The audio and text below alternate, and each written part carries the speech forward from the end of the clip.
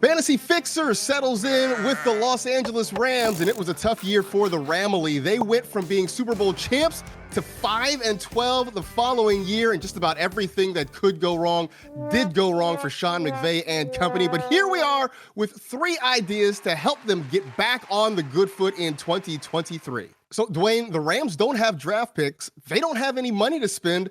What's the first thing they have to do to turn this around? You are right, Marcus. Those are 2 major factors, and that's why I made the #1 recommendation for the Rams. They have got to stay healthy in 2023. Now, that is partially tongue-in-cheek. It isn't just due to the salary cap. It's also due to the fact that they were one of the most banged-up teams in the NFL. They were missing starting tackle Joseph Noteboom for 12 games. They missed Brian Allen, their center, for 10 games. You guys know Stafford was out for 8, and they also never really had all of their receivers together in a way where they could complement one another. With the offensive line injuries, we saw the pressure rate jump from 5th best in 2021 to the 8th worst in the NFL last season. And with all of the wide receivers banged up, we never saw that complementary element. Van Jefferson missed the beginning of the year. He was the field stretcher. The guys that moved the chains, Cooper Kupp, Allen Robinson, they were banged up at the end of the year. So a glass half full kind of approach would say maybe the Rams offense really isn't that different from the one in 2021 that was really good, that was able to go to a Super Bowl, and maybe they can get that old magic back.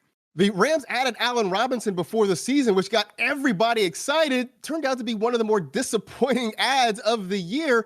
I feel like they've got to get something out of him next year if they're going to be successful. Yes, Allen Robinson is a really big factor here. They gave him $46.5 million for 3 years. They cannot get out of that contract right now. In fact, when you look at the Rams, really it looks kind of like a studs and duds type lineup, if you will. They've got 53% of their salary cap allocated to 6 players. So Robinson really is a key to getting the offense going this year. Last season, after signing him, he had his career low of 16% target share and his yards per route run 0.93. However, I don't think that's all on Robinson. If you really look at his strengths, it's really more on the in-breaking routes, the slants, the crossers. He works better in the middle area of the field. If you look at him in 2019 and 2020, when he was still really running strong, 4.76 yards per route run on slant routes, 2.99 yards per route run on crossing routes. In 2022, only 4% of his routes were slants, only 7% were crossing routes. So this is something where, yes, Robinson's going to have to step his game up, but the coaching staff has got to find ways to get him the ball in the areas where he operates best.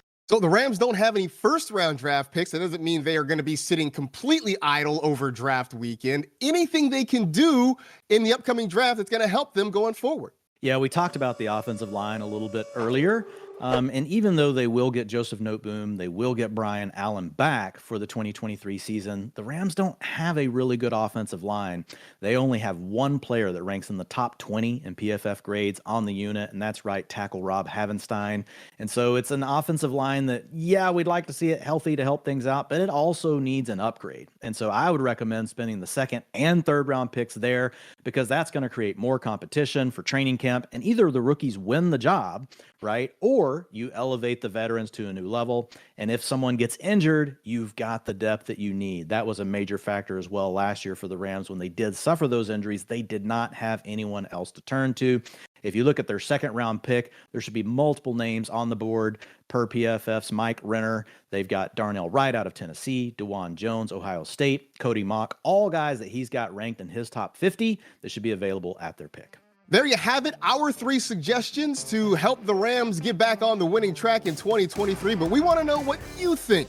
Give us your suggestions on how the Rams can improve next year. Let us know in the comment section below.